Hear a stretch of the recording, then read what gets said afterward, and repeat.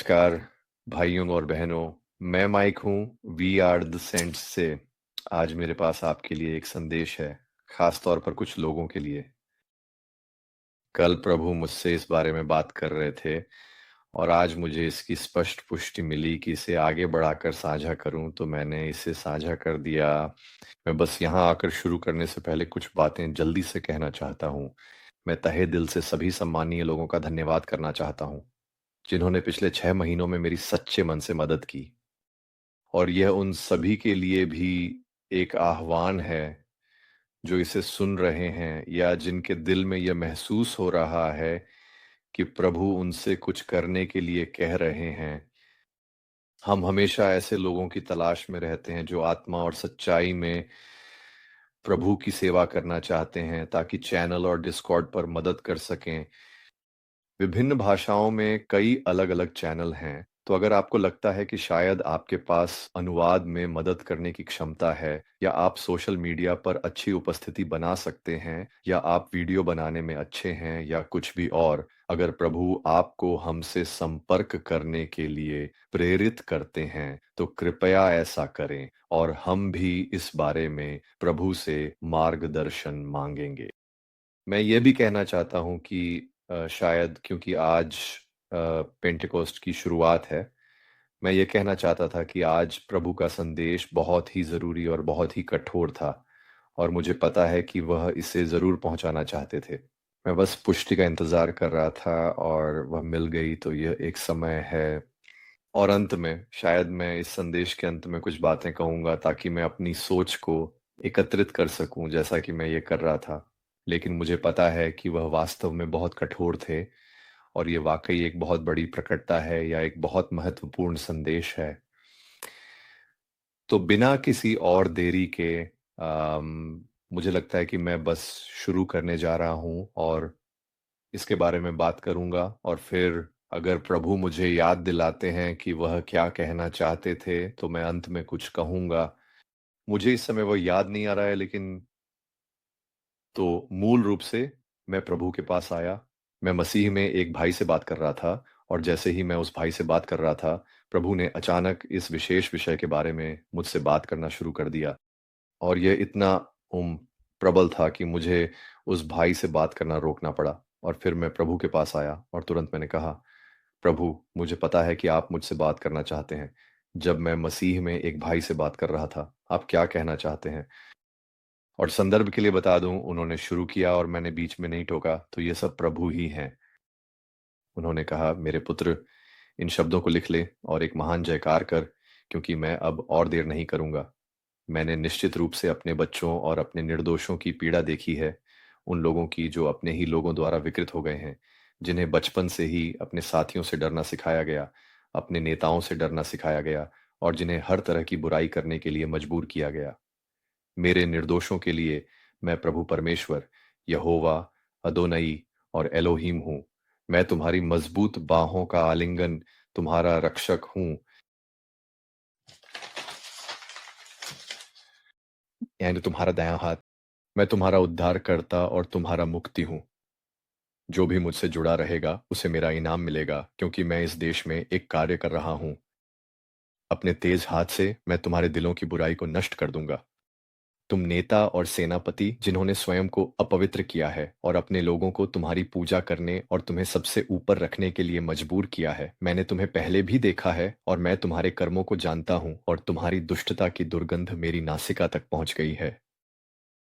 क्योंकि मैं स्वयं तुम्हारे पास आऊंगा और तुम कांप उठोगे, और तुम जान जाओगे कि मैं ही प्रभु हूं, क्योंकि मेरे जैसा कोई नहीं है। नहीं, मैं तुम्हें नीचे गिरा दूंगा क्योंकि तुमने स्वयं को ऊंचा किया है। मैं तुम्हें विनम्र कर दूंगा। तुम तुच्छ बन जाओगे और मैं तुम्हारे हृदय को पिघला दूंगा। मैं संपूर्ण सृष्टि का परमेश्वर हूँ, अब्राहम, इसहाक और याकूब का परमेश्वर, और मैंने यह वचन दिया है, यरीहो की दीवारें टूट जाएंगी जब मेरे लोग 7 दिनों तक मार्च करेंगे। तब शत्रु भाग जाएगा और दूर चला जाएगा। उत्तर और दक्षिण फिर से एक हो जाएंगे, क्योंकि संतों की प्रार्थनाएं मेरे लिए एक स्मारक के रूप में उठाई गई हैं। क्या मैं नहीं सुनूंगा?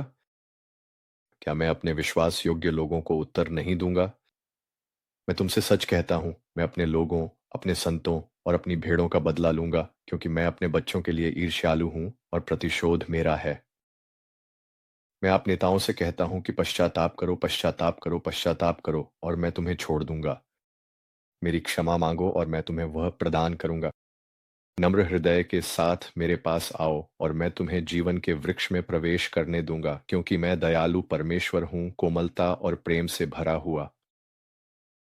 मेरे लोग भी तुम्हें क्षमा करेंगे और तुम मुझे वैसे जानोगे जैसा मैं वास्तव में हूँ।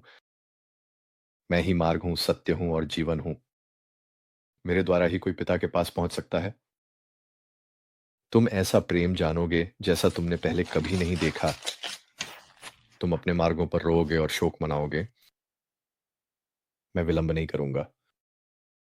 मैं जिस पर दया करना चाहूंगा उस पर दया करूंगा। और यही संदेश का अंत था। तो ये संदेश बहुत हद तक एक विशेष स्थान या लोगों के लिए था।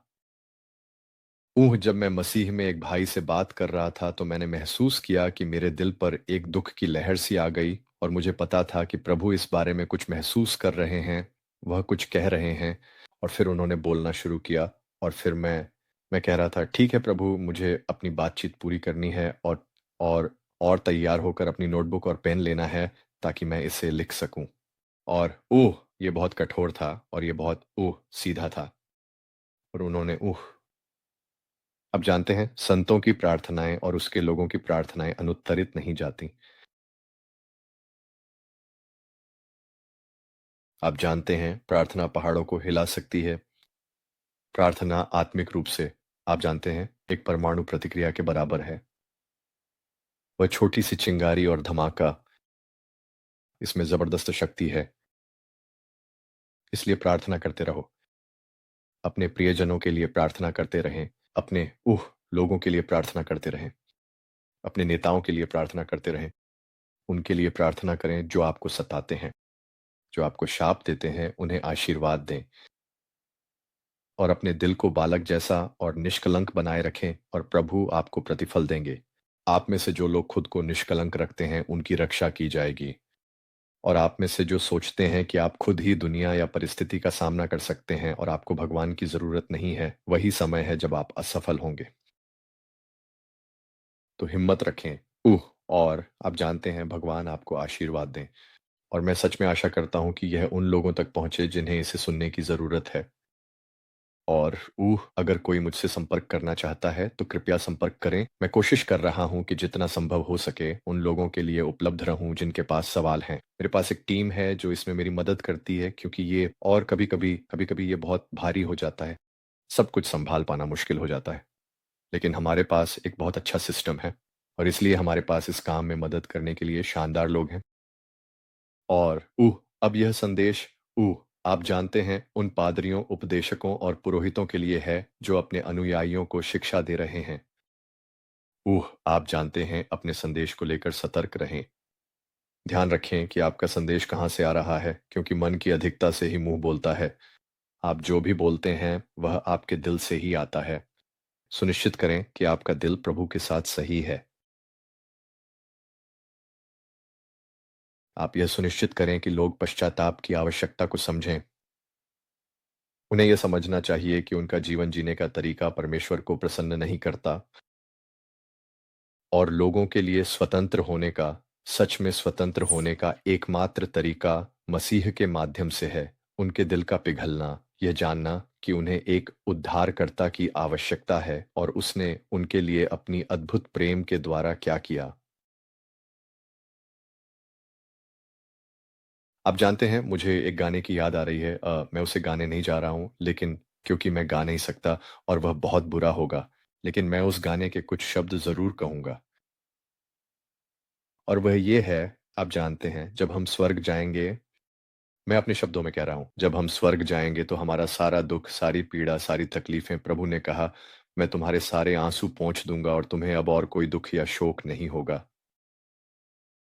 लेकिन एक व्यक्ति ऐसा होगा जिसके शरीर पर इस दुनिया के संघर्षों, कठिनाइयों और समय की मार के गहरे निशान अभी भी साफ दिखाई देंगे। और वह व्यक्ति जिसके हाथों पर पुराने घाव, दर्द की यादें और बीते हुए समय की कहानियां उकेरी हुई हैं, वही वे हाथ हैं जो तुम्हें हमेशा के लिए मजबूती से थामे रहेंगे, तुम्हारे हर सफर में तुम्हारे साथ रहेंगे और तुम्हें कभी अकेला महसूस नहीं होने देंगे। उसने तुम्हारे सारे घाव अपने ऊपर ले लिए तुम्हारे लिए, बस अगर तुम विश्वास करो, बस एक सच्चे परमेश्वर यीशु पर विश्वास करो जो तुमसे बहुत प्यार करते हैं। ठीक है, मैं यहाँ वीडियो समाप्त कर रहा हूँ। देखने के लिए आपका बहुत धन्यवाद। मुझे आशा है कि यह आपको आशीर्वाद देगा। मुझे उम्मीद है कि यह आगे भी फैलता रहेगा और मैं आशा करता हूँ कि यह पूरी दुनिया में हर उस व्यक्ति तक पहुँचे जो इसे सुने। मुझे आशा है कि यह आपको आशीर्वाद देगा और मैं आपको अगले वीडियो में देखूँगा। शालोम।